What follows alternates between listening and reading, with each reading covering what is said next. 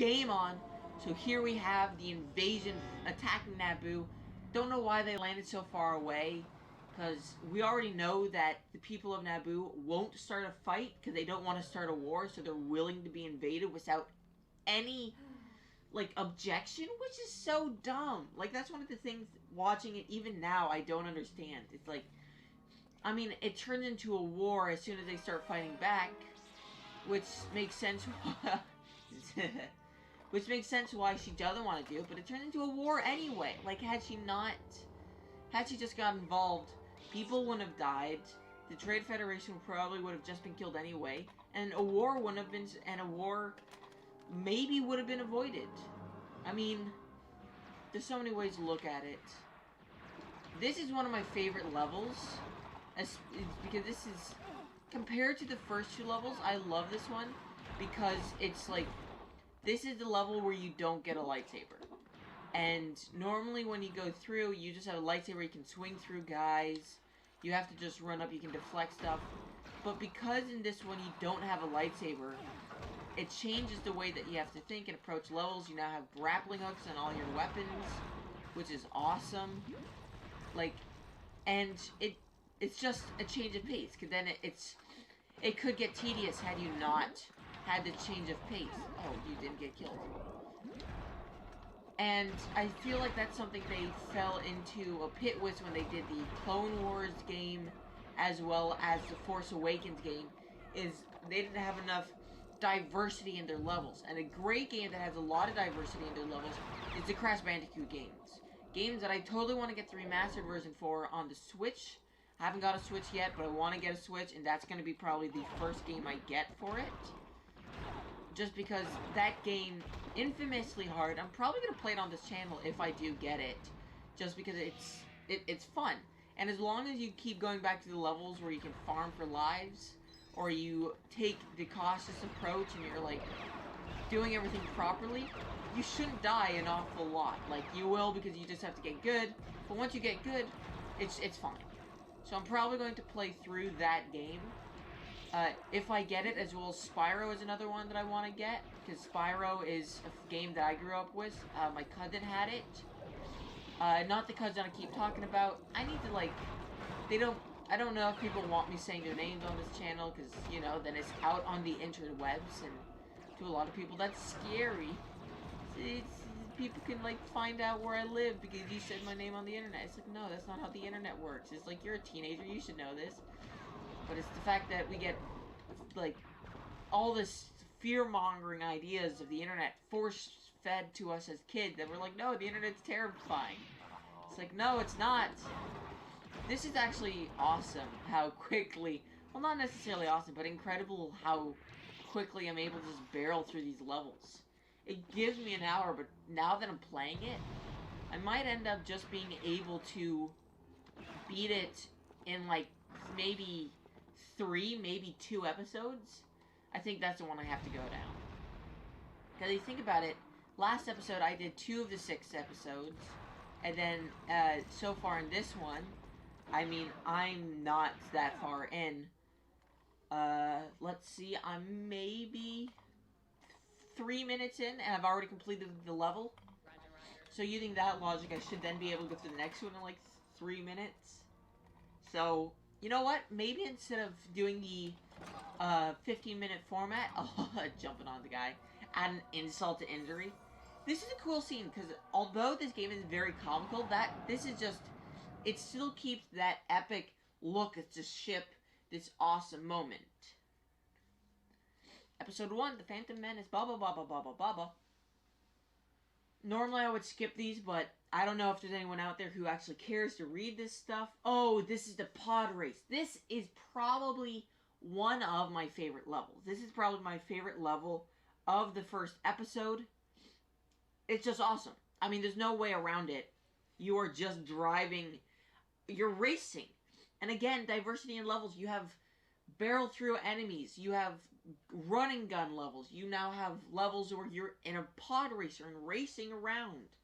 And you can fail without dying, in which case you just have to do the race over again.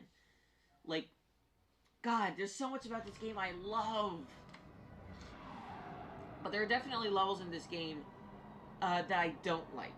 And the reason that I'm playing through this first game is because this is, although this isn't the best movie, this is probably the level, the game, the, not game, this is the movie, like all of Phantom Menace, all the levels for Phantom Menace, there's no level that I'm like, I don't like this level. This is a level that I'm just going to push through to get to the next one. Which is good. That's something that you want to have. Which is why I often play this one through over and over again.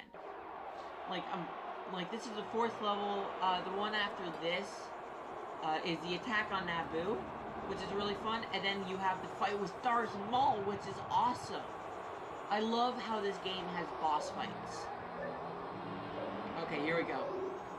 Like, there's so many boss fights in this game, which I kind of felt were missing from the newer games. Like, in the new game, like, especially when you go to the second version of this game, like you go to the original trilogy, you have a lot of fights against Darth Vader. It's like one level is just one massive boss fight, kind of like how Darth Maul is. Where you're literally just kind of fighting him through the entire level. You have boss fights against so many awesome people. And the boss fights are interesting, and it's not just a fighting, because this is definitely not a fighting game. The fighting mechanics in this suck. And they know that, so what they do, they made it puzzle-based. The only way you can damage him is if you, like, boost this guy up here and have him stand on a pressure plate, then turn this.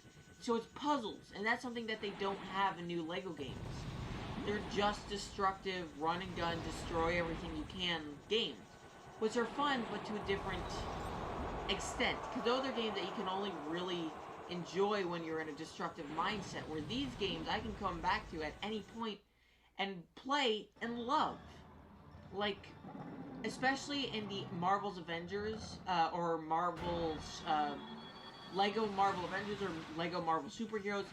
Those are two games that I bought and was super excited for. And personally, I love them, and I will definitely play them on the channel once I'm done with all these Lego games. But the biggest problem with them is the boss fights, because all boss fights in that game just come down to mashing buttons. Like, you mash buttons, and then I mash buttons, and one of us will succeed. I don't know which one of us, but you just mash B until you punch him like 10 times, and then it'll say mash A, and then you mash A until you hit him 10 times. And it's just stupid. It's boring. There's no intricacies, which takes away from a lot of the fun of those boss fights, and to the point where instead of where in these games a boss fight would come up, and I'd be like, yeah, boss fight. Now in those games, whenever a boss fight comes up, I look at it, I go, no, I don't want to do this. It's just going to be me mashing buttons for 5 minutes. And it's like, I wish I could just not play this section. I wish I could just cut it out. Going back to the level, so this is the final lap. I don't know why I'm going back through it. This is the best level where you get all the mini kits like right away. Even though you're not destroying anything, you're going out of your way to destroy anything, you still have this great feeling of you're destroying stuff because you keep slamming into the posts, which happens in the movies. You keep slamming into rocks and it's causing explosions. The mini kits are everywhere, which you just have to go into. I just went under him. That would be, I would have loved to see that in the movie. If there's just a scene where like they're neck and neck and Sebulba keeps cutting in front of him, he just goes right under him. That would have been awesome. Well, I mean, what we have is still pretty cool. Like, this scene is probably one of the saving graces of the prequel trilogy, is the fact that there's this awesome scene, there's this awesome pod racing scene right in the middle of it that grabs your attention. And you pay attention to it the entire time, and the stakes are high, and you don't know if they're gonna win. This is like the first time you've met this kid, so it's great.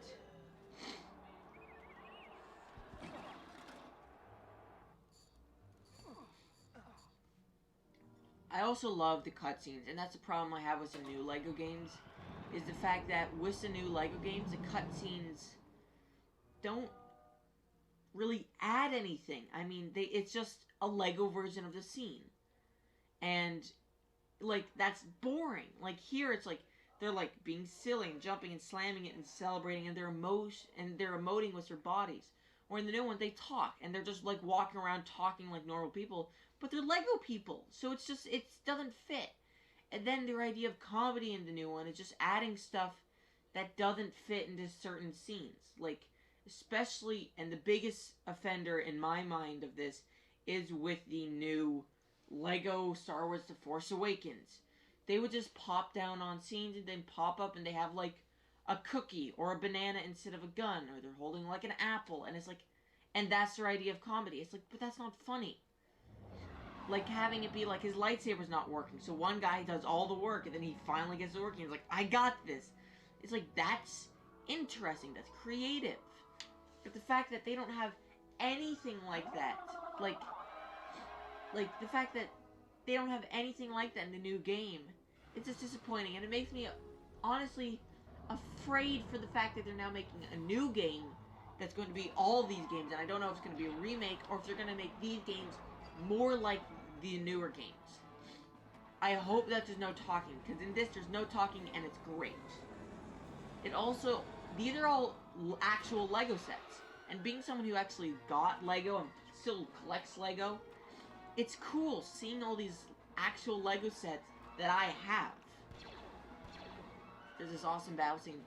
Honestly, I wish that there was a scene where you were in the Battle of Geonosis. And I'm hoping that's one of the levels they add in the newer games. Because they're making them a lot longer now in the newer ones. Where it's like, I literally beat that last level. I can go through these 6 levels in like 20 minutes. You can't do that with the new game. It's 30 minutes for one level. Which I guess is fine. Which is, a lot of people will say, is a good thing. Because it means that you're getting a lot more bang for your buck.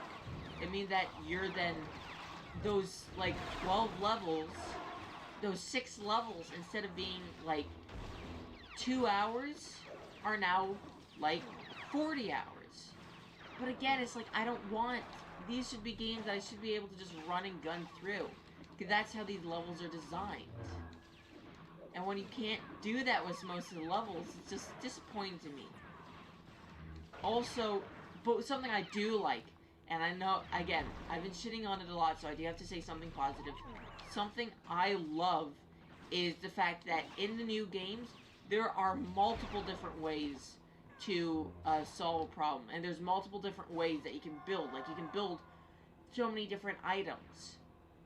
What I would prefer, and what I hope that they do, is like that ship that I was driving around.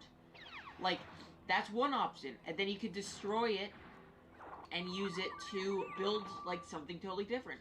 Or have levels built around the idea that you build it, you then fly it to location, and then you destroy it, and you use those pieces from the destroyed ship to build something totally different. Like, that's something they've never done before in a Lego game. That would be so cool. Because then, it just, everyone can get across, right? Yep, there it is. Because that would be cool, because then it adds a totally different idea to, like, the level. Because then it's like, you're in the vehicle and you can't just leave the vehicle behind. Because oftentimes I find that if there's a vehicle in a level, I just ignore it. Like, it's cool for a little bit, like, I use it to shoot a bunch, but then I leave, and I never come back to it. But having the idea that you then have to carry this vehicle through the entire level, just to then destroy it and use those parts to build something, that's cool. Or then it's the idea that you can destroy stuff and get vehicles. And I'm not saying that I want combat to be hard, but if combat were harder, you could then have the idea that vehicles are so much more powerful than you are, or like you can't die well in vehicles. And it really gives a reason for people to get vehicles or build vehicles, which would be, again, awesome. Anyway, guys, my time's running short on this episode, so I'm going to wrap it up here. I hope you guys enjoyed watching it. I definitely enjoyed recording it. And we'll see you guys next time, because this is Game Over.